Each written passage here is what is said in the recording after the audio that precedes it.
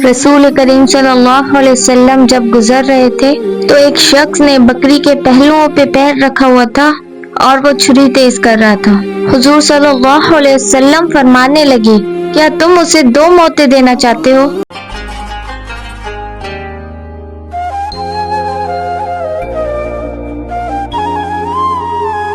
अस्सलाम वालेकुम व रहमतुल्लाहि व बरकातुहू। उम्मीद है आप सब खैरियत से होंगे। बिस्मिल्लाहिर्रहमानिर्रहीम। ईद उल अज़हा बहुत खूबसूरत ईद है। ईद तो दोनों माशाल्लाह बहुत खूबसूरत है। ईद उल फितर में रमज़ान की रौनक और ईद उल अज़हा में जानवरों की रौनक बहुत खूबसूरत होती है। हमारी ईदें साल में 2 ईदें होती हैं लेकिन पूरा साल याद रहती हैं। ऐसी ईद होती है हमारी, अल्हम्दुलिल्लाह। अब देख लें ईद उल अज़हा में इतने खूबसूरत खूबसूरत जानवर लाते हैं और उनकी इतनी खिदमत करते हैं, उनको खिलाते हैं, पिलाते हैं, सजाते हैं, इतने अच्छे से उनको रखते हैं, पूरी पूरी रात बैठ के उनकी खिदमत करते हैं और फिर ईद वाले दिन उनको अल्लाह पाक की राह में कुर्बान करते हैं। अल्लाह पाक उन बंदों से बहुत खुश होते हैं, उन कुर्बानियों से बहुत खुश होते हैं जो दिल से की जाए।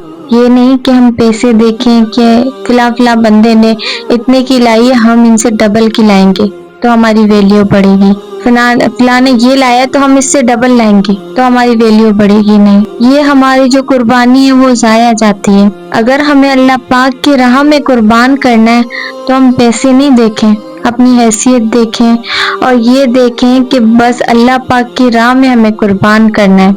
जितना हमसे हो सकता है वो करनी है। ये नहीं कि फिला बंदा इतना महंगा जानवर ले रहा है तो हम उससे ज्यादा महंगा लें। इस चीज से अल्लाह पाक और ज्यादा मायूस होते हैं। आप ये सोचें, आप अल्लाह पाक की राह में जानवर कुर्बान कर रहे हैं, अल्लाह पाक के लिए जानवर कुर्बान कर रहे हैं, उनको इतना सजा रहे, खिला रहे, पिला रहे, पूरी पूरी रात बैठ के उनकी खिदमत कर रहे हैं, उनको इतने अच्छे से सजा रहे और फिर आप इन चीजों को देखें कि भाई फिला बंदे ने इतना अच्छा जानवर लाया, इतना बड़ा, इतने पैसों का, हम इससे डबल कर लाएंगे तो आपकी ये सारी जो मेहनत होती है वो वेस्ट हो जाती है। अल्लाह पाक उन बंदों से बहुत मायूस होते हैं जो पैसों में तोलते हैं जानवर को। ये नहीं कहते कि हम अल्लाह पाक की राह में कुर्बान कर रहे हैं तो हम अपने दिल से जो चीज लाएंगे अल्लाह पाक जरूर कबूल करेंगे। सबको दिखाने के लिए हम कहते हैं कि नहीं भाई हमारा ज्यादा बड़ा जानवर होना चाहिए, तो इन चीजों से अल्लाह पाक बहुत मायूस होते हैं।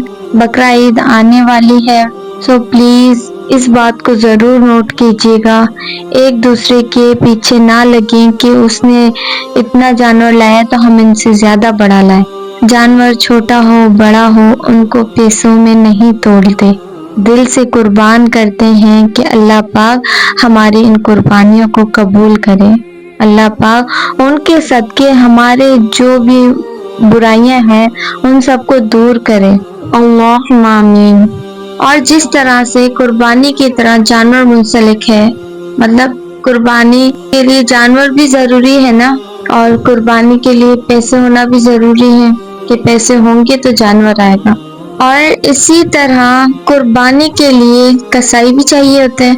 जाहिर सी बात है, जब जानवर के लिए पैसे आएंगे, जानवर लेंगे और फिर उन जानवर को कुर्बान करने के लिए कसाई भी चाहिए होते हैं। जाहिर सी बात है, ज़िबा करना होगा और वो तो कसाई करेगा और उसका भी बड़ा किरदार है, बड़े अहमियत के हामिल पर्सनैलिटी है।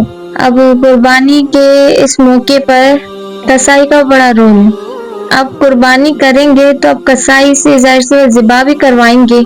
अब कसाई भी इसी में आ जाते हैं, फला के घर कुर्बानी करनी आ जाओ, फिर वो वहाँ आते हैं, जल्दी से कुर्बानी कर ली, ये नहीं देखा कि किस तरीके से ज़िबा करना है, कैसे करना है, बस जल्दी से कुर्बानी कर ली, हमें कहीं और जाना है। पूरे ये मामलात तय किए हुए होते हैं। उस टाइम जो कसाईयों की बागदौड़ है पूरी एक दास्तान होती है। अब उन कसाईयों को भी बहुत सारी जगहों पर जाना होता है और जहाँ वो बैठे हुए होते हैं उनको भी बहुत जल्दी होती है कि जल्दी से जानवर ज़िबा हो जाए और जल्दी से गोश्त बढ़ जाए। उनको भी तो जल्दी होती है, जल्दी हम कुर्बानी करवाएं और जल्दी से गोश्त वगैरह सब बंटवा दे اور کسائی کو جس جگہ بعد میں جانا ہوتا ہے ان کی بھی اتنی ساری کالز آ رہی ہوتی ہیں کہ ہمارے یہاں جاؤ. ان کو بھی ٹینشن ہوتی ہے کہ کسائی کہیں بزی نہ ہو جائے, ہمارے یہاں نہ آئے تو ہم کیا کریں گے, لاسٹ مومنٹ میں ہم کہاں سے کسائی دوسرا لے آئیں گے. تو وہ بھی ان چیز میں ان کو بار بار کال کر رہے ہوتے ہیں کہ آ جائے. تو اب کسائی کو ان کو بھی دیکھنا پڑتا ہے اور جہاں جانا ہے ان کو بھی دیکھنا پڑتا ہے.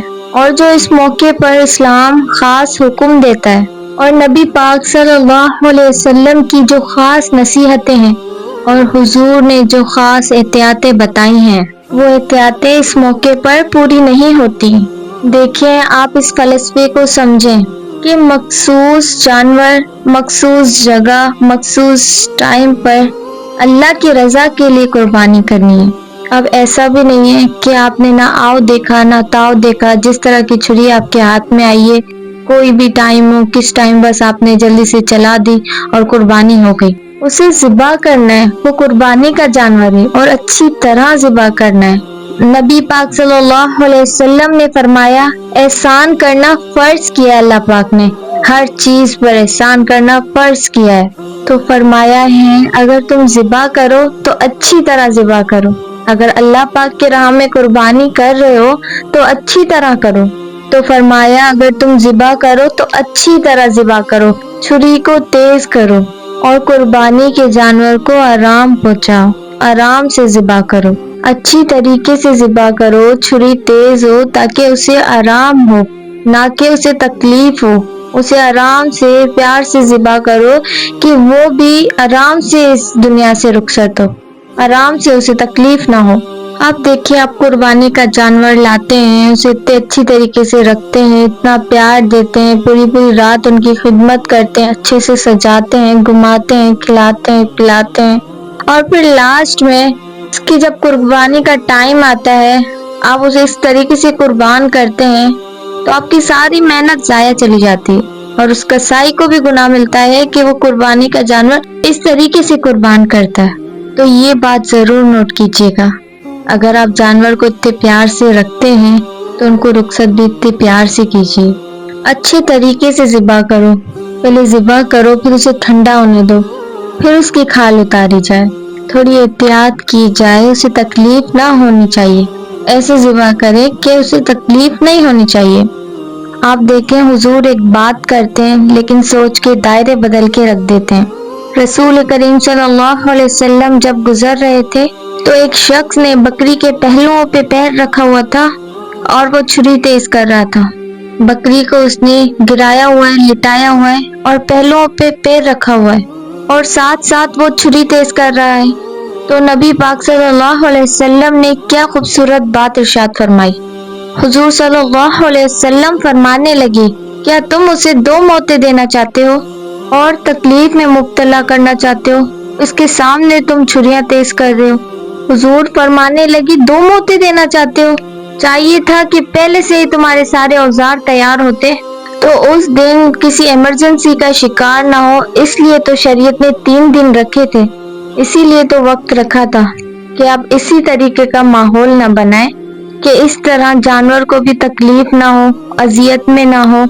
میرے رب نے ہر چیز میں احسان کرنا فرض کیا ہے, اس لیے اچھے طریقے سے ذبح کریں, چھری کو تیز کریں, جانور کو آرام پہنچائے نہ کہ اذیت دے ان کو. اس بات پر ضرور غور کیجیے گا. امید کرتی ہوں اس ویڈیو پر ضرور عمل کریں گے آپ سب, اور اگر میری ویڈیو پسند آئی ہو تو لائک, کمنٹ, شیئر, سبسکرائب ضرور کر دیجیے گا اور بیل آئیکن دبانا نہ بھولیے گا تاکہ میری ہر آنے والی ویڈیو آپ تک پہنچ سکے. اپنا بہت سارا خیال رکھیے گا, مجھے اپنی دعاؤں میں ضرور یاد رکھیے گا. ملتے ہیں آپ سے نیکسٹ ویڈیو میں. اللہ حافظ.